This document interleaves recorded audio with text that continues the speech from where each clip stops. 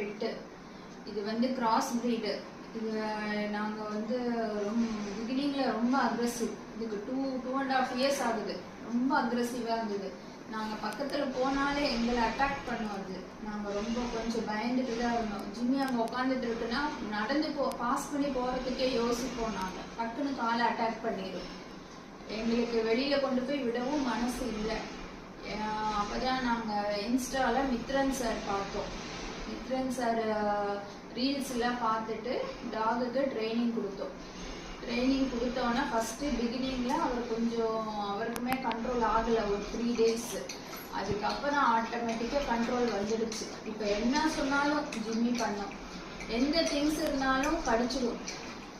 Including எல்லாமே என்ன things இருந்தாலும் கடிக்கும். பக்கத்தில் போனாலும் எங்களை அட்டாக் பண்ணும். எடுக்க விடாது.